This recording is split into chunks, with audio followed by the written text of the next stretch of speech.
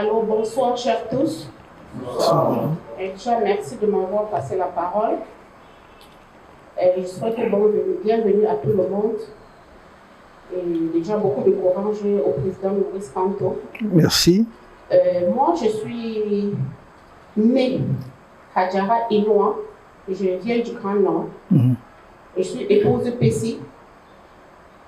Je suis entrepreneur volatile. Je le dis, peut-être certaines personnes savent ce que ça veut dire dans notre écosystème camerounais.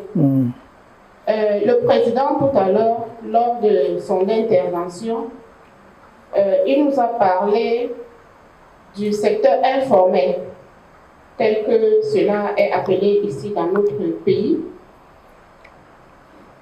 Et lors de son intervention, il s'est plus attardé sur beaucoup de points qui concernent l'entrepreneuriat camerounais.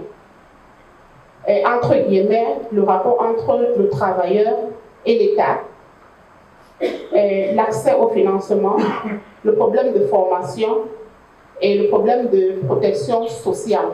Bon, pour ne pas rentrer dans les détails, moi j'ai des questions que je voudrais poser au président, M. Maurice Kamto.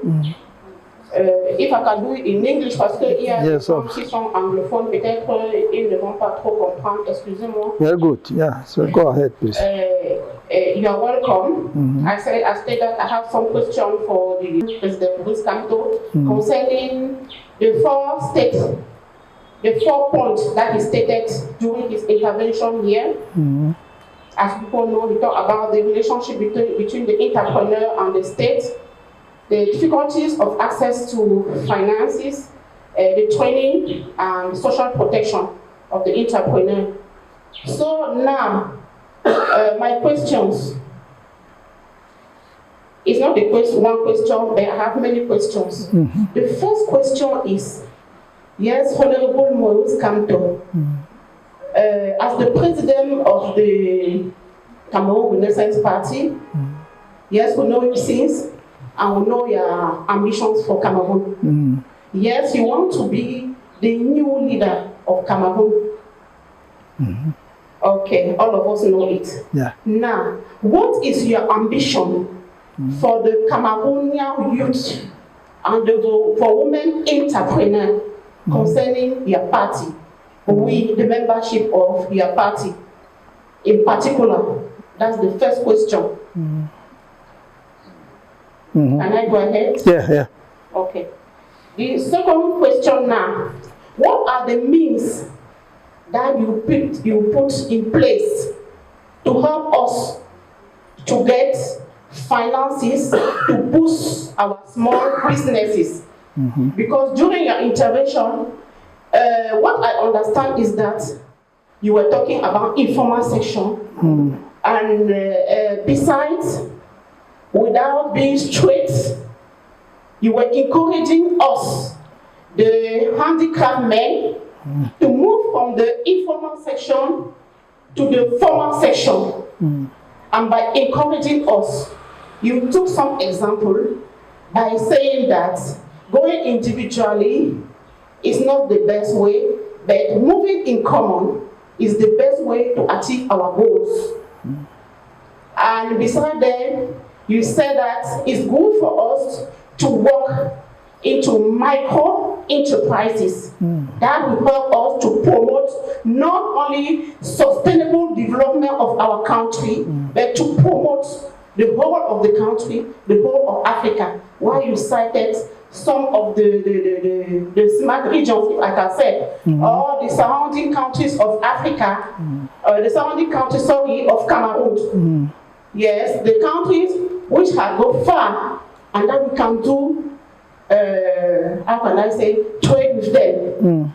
Yes, to boost our efficiencies, to boost our knowledges, yes, in order to reach a high level in entrepreneurship. That's the second question. Yeah. The third question now is, when you were still talking, you were interventing, you stated a point that really touched me. The point is what? Maurice Kamto, you talk about hygiene. You talk about hygiene. I think everybody in this hall know that Yaoundé City Council has become what they say into brackets la poubelle. It has become a dirty place. Yes. He said that we will join hands because joining hands can help us to go far. Isn't it? Yes. Yeah, that we will join hands to go far in putting our city into cleanliness. So I wish to know the strategies. Yes, the strategies. Proven strategies that you will take, and how will you proceed? How will you proceed to help those youth, or to encourage, or to call those youth to be volunteer, to enter into this project that you want to put in place? Thank you. Thank you very much. Thank you very much indeed. I don't know if you prefer me to answer your questions in English, or since you raised the question in English, should I respond in French? Because to balance it, it depends on you. Okay, as the country is bilingual, as I said when I started opening my speech with French, and I continue with English. So as I spoke for 90% in English, I think you are free to use either French or English. You are free. I will not force you. As a leader, you are free. Okay, thank you indeed. Okay, the first question was, what is my ambition for Cameroonian youth and women? This is quite a very large question, because it embraces all my program indeed, because all the program is designed and crafted to respond to the expectations of the youth, of the Cameroonian youth. And as my intention was not to present the whole of my political program this afternoon, it will be difficult to give you all the right answers contained in my program. I'm sure you will have time when the program will be released, and it will be so in a few months. We don't just want to hurry up and do probably what some people are expecting us to just showcase. We are not going to showcase. We are going to work something very serious to submit to Cameroonians on due course, and we'll do that maybe in 2 or 3 months.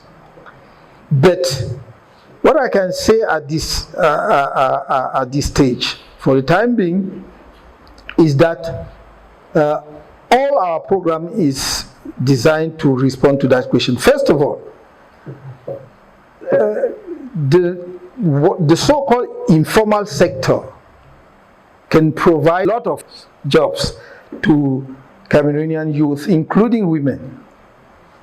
How? Because if you look at it, we say the informal sector now represents around 80% of the economy of our country. It means that there are a lot of jobs in it. And during my introductory speech, my intention was to show you how we can improve the environment of work in the informal sector, provide the actors of that sector with fundings or finances to fund their enterprises. And that's why I say sometimes some people might need 200,000, 50,000, even in some cases. You will find a mom who just needs 50,000 CFA francs to start a business. So our response to that need is to put in place a line of fundings through the normal banks, but at the grassroots level up to the subdivision. That will consider all the projects submitted by Cameroonians, whether the Cameroonian youth, whether they are women or not, and consider with the representative of local people, and if need be, of the government, to select those who will be funded, and then they will allocate money to them. That's one way. Another way is to rely on microfinances, we may call them, because they are really designed to respond to such needs in terms of funding. A microcredit or micro bank, I was even surprised that many of them are now in the cities, big towns, whereas initially they were supposed to be in the countryside to fund small businesses and so on, but they are everywhere now. So I think that if the sector is clear and more organized than it is now, those microbanks or finances will be interested in putting money in that sector. These are two tools we can use to fund the business in that sector. But to be exhaustive on the matter, if you go sector by sector, let us take, for instance, agriculture, which for me can provide a lot of jobs to Cameroonians. You know the notion of agropole, and even this government used that terminology. What is an agropole? An agropole is it's a system where you have a main plantation or exploitation, around which you have many small plantations related to that big one, with the conclusion that at the end of the process you have a factory or a plant to transform the productions of the agropole into consumable fruits. If you use that, it means that's why I was saying that if you take cotton, for instance, there is no need to produce cotton in the far north and the north and put the factory or the plant for transformation in Douala. You have the whole system will be in the same area.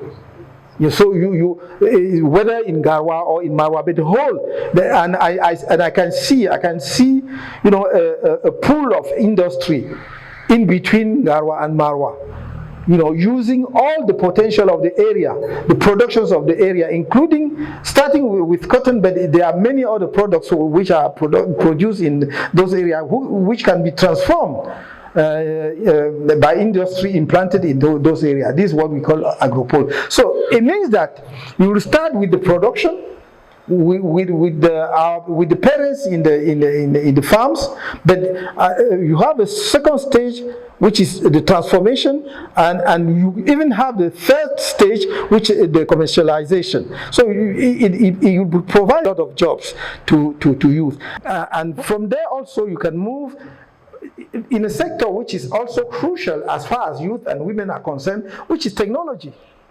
We are not using technology, and for me it's a crucial leverage for the future, for the development of this country. If we are not in technology, forget about development. You can only improve if you industrialize the country, and if the technological sector is booming, is functioning very well. It supposes that you have a good internet connection. It's available for youth to invent, to transform, and so on and so forth. But something which is specific to the so-called informal sector is assist all those who invent so many things daily. For instance, I've realized that it is in the informal sector that you will see the many tentatives of Cameroonians to build up, for instance, how do you call it, a helicopter, for instance, to build up a car, to build up a tricycle. Donc c'est dans le secteur informel que vous trouverez qu'il y a le plus d'inventivité. Les Camerounais sont très... Ce n'est pas dans les grandes usines, ce n'est pas l'État. Les Camerounais, les jeunes Camerounais, tous les jours, essayent de mettre au point des véhicules, des voitures, par eux-mêmes. Inventent des tricycles, créent des hélicoptères. Parfois ça monte, parfois ça tombe et tout ça, mais c'est eux. Donc ça veut dire qu'il y a de l'énergie, de l'inventivité. Et je pense qu'en les accompagnant, on peut effectivement transformer ce qui est un tout petit essai en quelque chose de grand. The second question was, what are the measures? Because you say, maybe there is a misunderstanding on my statement on that point. Parce que vous avez dit que j'encourage en fait le passage du secteur formel, informel, dit informel, informel. Non. Oui et non. Il y a des entreprises qui naissent dans le secteur dit informel, qui vont devenir de grandes entreprises du secteur formel. Mais il y a des entreprises qui ne quitteront jamais le secteur informel. Le secteur informel n'est pas destiné à disparaître complètement du système économique d'un pays. L'erreur des économistes africains, en réalité, sous sans doute la houlette de certains bailleurs de fonds, de certaines grandes institutions internationales, c'était de croire que nos économies, pour qu'elles soient développées, doivent faire disparaître le secteur informel. Il faut qu'on sorte du secteur informel pour aller vers l'économie informelle. Pourquoi est-ce que le secteur informel ne disparaîtra jamais, madame? Tout simplement parce que tout ce que vous appelez le petit savoir-faire, l'artisanat, restera toujours à ce stade. Et on n'a même pas intérêt, et ils ne peuvent même pas s'industrialiser. Allez, je vous donne un exemple. Je vous ai parlé tout à l'heure de quelqu'un qui a construit une grande installation touristique et qui, pour faire des lampadaires, a eu recours à des jeunes artisans camerounais qui lui ont fait vraiment un travail remarquable à un prix imbattable. Mais ces jeunes artisans ne demandaient pas qu'ils industrialisent. Parce que pourquoi? Parce que la plupart du temps, ils sont sur des marchés de niche. Donc, il ne peut pas faire une ligne de production. S'il fait 1000 lampadaires, il va vendre à qui? Par contre, il a un savoir-faire qui va lui permettre de produire 50 exemplaires, 100 exemplaires et de trouver son marché et d'être bien. Je vais vous donner un exemple aussi. Effectivement, où on est parti tout petit du secteur informel, où on est devenu numéro 1 mondial. Je vois par exemple le secteur du luxe dans un pays, comme dans les pays européens, je ne vais pas toujours citer les noms parce que bon, mais où en réalité les gens sont partis de savoir-faire familiaux, traditionnels, pour mettre au point un parfum. Et le parfum prend sur le marché, trouve son marché. Et comme justement, à la différence par exemple des lampadaires dont je parlais tout à l'heure, si ça prend sur le marché, ça peut toucher tout le pays et ça peut toucher au-delà du pays et ça devient mondial. Si vous regardez les grands parfums, ça n'est pas né d'abord comme quelque chose qui était dans une usine, process industriel. C'est d'abord quelque chose qu'on invente à la cuisine ou que le papa ou la maman y mettent au point et puis ça prend. C'est comme ça. C'est donc, voilà quelque chose qui va partir de l'informel, de presque discret et grandir pour devenir une marque internationale. Je pense qu'il y a des activités du secteur informel qui vont grandir pour sortir du secteur informel, mais il y a des activités qui vont rester dans le secteur informel, mais qui vont permettre à ceux qui exercent cette activité de bien vivre. De bien vivre, de gagner correctement leur vie, de vivre dignement, de prendre soin de leur famille. Et ne demandez pas, et vous n'espérez pas que cela va devenir justement une industrie de taille mondiale. Donc les deux vont aller de pair. Alors, mais pour les mesures sont celles que j'ai dites tout à l'heure. Il y a plusieurs mesures, il y a les mesures financières et les mesures en réalité qui ne sont pas strictement financières, qui sont des mesures d'accompagnement que l'État peut mettre en place. J'ai pris tout à l'heure l'exemple de la menuiserie, take a carpenter. Je dis si, après une formation, nous avons justement des acteurs du secteur de la menuiserie qui produisent des bons meubles, qui peuvent produire de beaux meubles, et qui ont des machines et des équipements pour produire de beaux meubles. Je ne vois pas au nom de quoi on peut laisser ces meubles et acheter des meubles importés. Donc moi, je vais demander qu'on leur passe la commande publique. plus de la commande publique parce que nous avons le bois pour produire cela. Je ne vois pas pourquoi le bois camerounais, on va le laisser pour aller acheter un produit, un sous-produit qui est parfois de la sciure qu'on a juste compacté, ou bien, je ne sais pas moi, quel truc plus ou moins aluminium ou plastique qu'on a ajusté.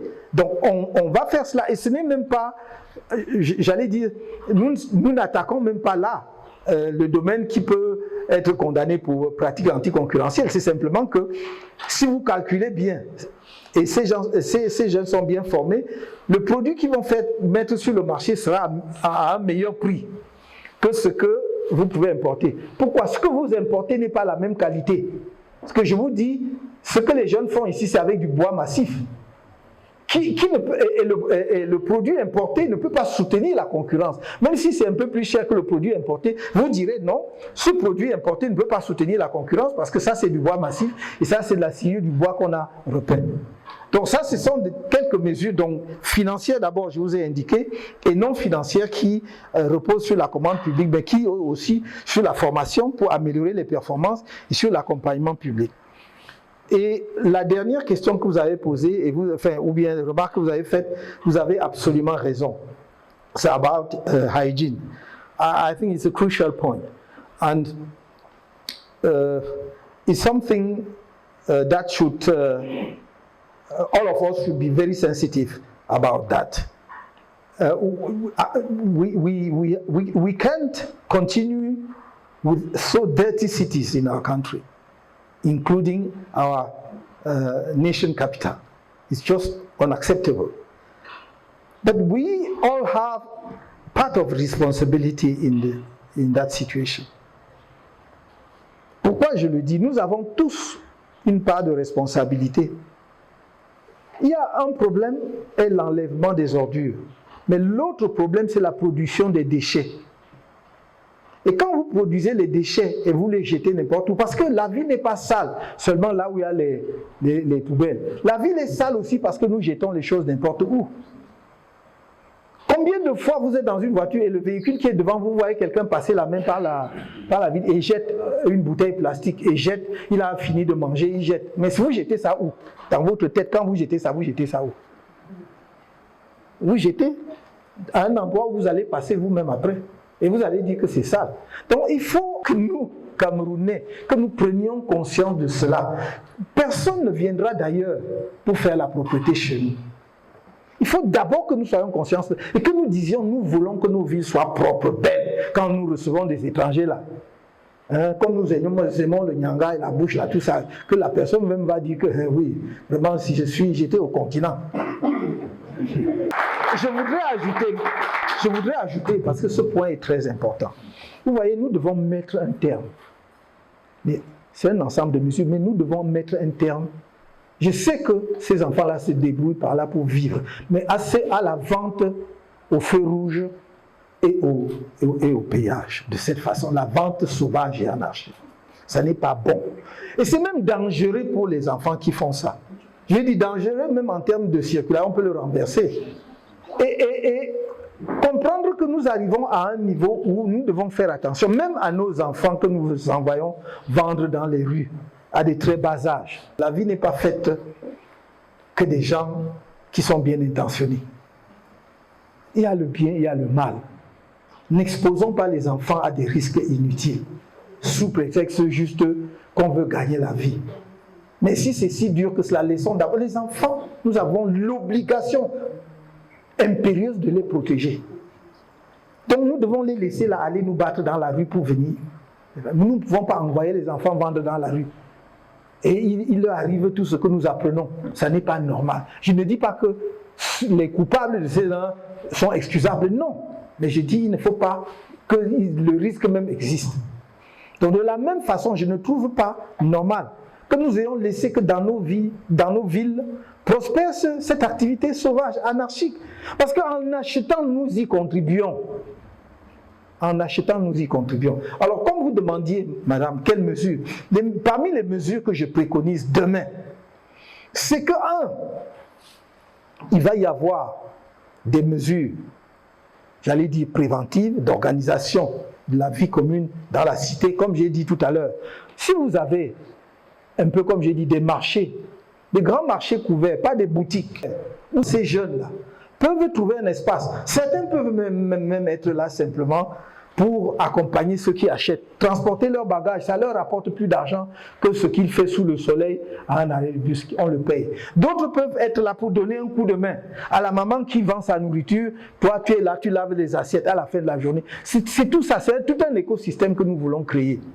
Mais une fois que nous avons fait cela, si les gens continuent à y aller, il va y avoir des mesures donc répressives. Là, il va y avoir une police qui va être là pour les ramasser. Mais troisième mesure, madame, la répression va être terrible avec le conducteur du véhicule. C'est-à-dire que si tu es à bord de mon véhicule, que ce soit un taxi ou un véhicule particulier, tu n'achètes pas à un arrêt. Parce que si tu achètes à un arrêt, tu m'exposes. Parce que la contravention, c'est moi qui vais la prendre. Et on va prendre le numéro de ta plaque de véhicule. Et on va te poursuivre et tu vas payer la contravention. Donc ça te fera une leçon. La prochaine fois, quand quelqu'un va baisser la vitre, là tu dis, si tu veux faire ça, tu sors de mon véhicule. Et nous allons retrouver une certaine normalité. Je sais que la vie est difficile et les gens se débrouillent pour vivre. Mais nous pouvons, comme je l'ai dit, nous débrouiller en gardant notre ville propre, en gardant un espace de convivialité, de propreté dans l'environnement où nous travaillons. Et je pense que c'est peut-être parce qu'on n'y réfléchit pas assez aujourd'hui que nous en sommes à ces situations-là. Nous avons des solutions pour cela. Et nous allons les mettre en œuvre. Quand j'ai dit, je termine par là, quand j'ai dit que il va falloir que dès le premier jour, nous fassions la propreté dans nos villes, on va curer, enlever les déchets. Pas seulement les ordures, même si entre-temps on a enlevé les ordures, là, tant mieux même d'ailleurs. Mais vous savez que la ville n'est pas sale seulement à cause des ordures. Je vous ai dit, les caniveaux, là où les endroits prévus pour les écoulements des eaux, c'est bouché. C'est ça qui amène le palu partout dans la ville. J'ai dit devant les médecins, nous allons déclarer le paludisme ennemi public numéro 1, nous allons combattre ça. Mais vous ne pouvez pas combattre ça sans toute cette propreté-là.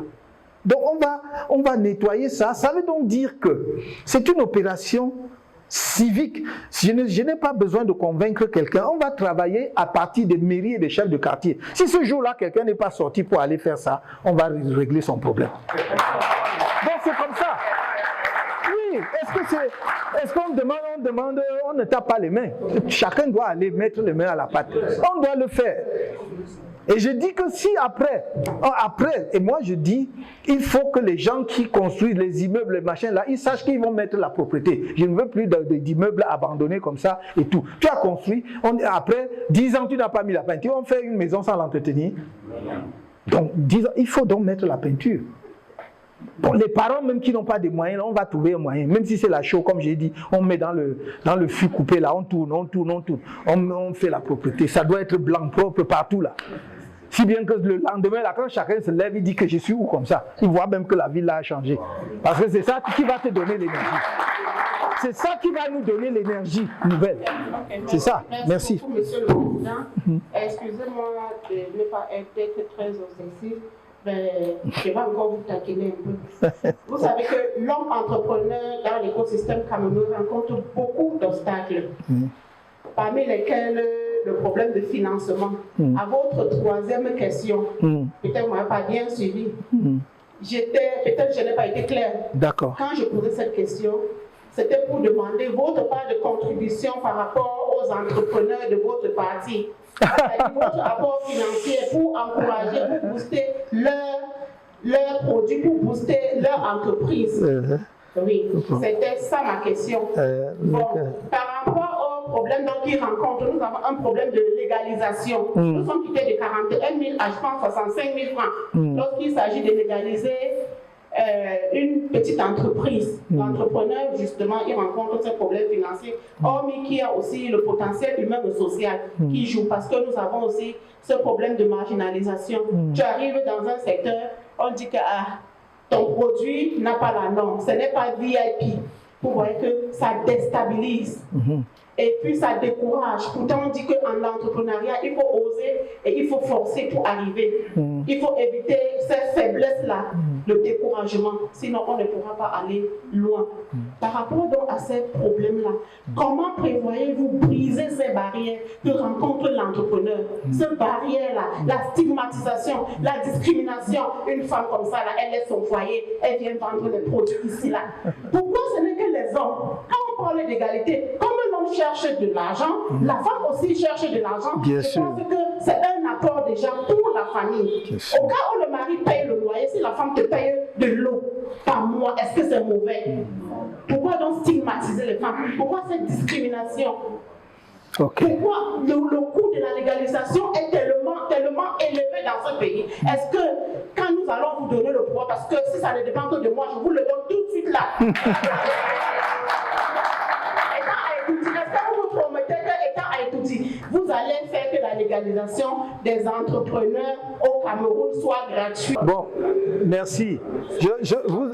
Vous avez posé deux questions. La première, c'est qu'est-ce que le parti, le MRC lui-même fait pour... oui, pour le financement des entreprises. Je crois que on attend tellement de nous qu'on oublie parfois que nous ne sommes pas au pouvoir. Nous ne sommes qu'un parti politique d'opposition. J'aurais tellement voulu. Mais croyez-moi, dès que les Camerounais en auront décidé, vous verrez les changements. C'est tout ce que je peux vous dire. À ce stade-ci, nous ne pouvons pas. Parce que quelles sont les ressources d'un parti politique? Ce sont les contributions des militants. Et les contributions ne sont pas élevées. Vous savez que chaque militant statutairement contribue 1200 francs CFA par an. Je ne sais pas par mois. Chez nous, 1200 francs CFA. Et c'est avec ça qu'on fait tout. Le problème, madame, c'est que et les Camerounais, bon, j'allais dire, on va dire que je fais c'est pas de l'autosatisfaction. Mais la vérité, c'est que nous faisons beaucoup avec tellement peu que les gens croient que nous avons beaucoup de moyens. Nous faisons beaucoup avec très peu. C'est ça toute la différence. Et donc, tout le temps, on nous prête des milliards. C'est simplement parce que nous gérons rigoureusement le peu de moyens que nous avons. Depuis 7 ans, pratiquement, madame, nous avons géré près de 1000 personnes détenues, dont nous nous sommes occupés des enfants, des épouses et d'eux-mêmes qui sont en prison. Aucun détenu du MRC, je veux dire, ne peut vous dire que son enfant n'est pas allé à l'école pendant le temps qu'il était en détention. Jamais. Jamais. Aucun ne peut vous dire qu'il a déjà mangé la ration de la prison. On prépare et on leur apporte la nourriture. Aucun d'eux ne peut vous dire qu'il est tombé malade en prison et que son ordonnance, voilà docteur Oko, il est là, que son ordonnance a attendu 24 heures pour qu'on la règle. Aucun. Ceux qui ont eu des difficultés même plus graves, on les a assistés encore même plus graves, de manière beaucoup plus substantielle.